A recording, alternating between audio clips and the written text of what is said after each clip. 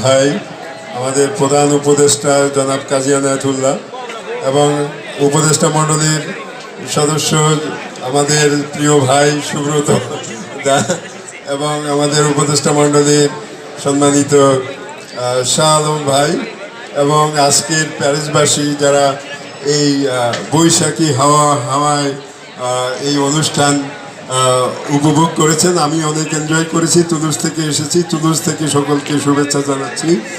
এই এনাদের অক্লান্ত পরিশ্রমের মধ্য দিয়ে আমাদের বাংলার সংস্কৃতি বিদেশে আমাদের প্রজন্মের কাছে তুলে ধরার যে প্রয়াস, যে চেষ্টা, সেটা অব্যাহত থাকবে এবং এই নিয়েই আমাদের সমাজ, আমাদের কৃষ্টি সংস্কৃতি কালচার আমাদের বিদেশেও আমাদের প্রজন্মের কাছে আমরা তুলে ধরতে পারবো, লালন করতে পারবো, নিয়ে যেতে পারবো বহুদূর, সে আশা ব্যক্ত করছি। ধন্যবাদ এবং কৃতজ্ঞতা স্বরলিপি শিল্পী গোষ্ঠীকে।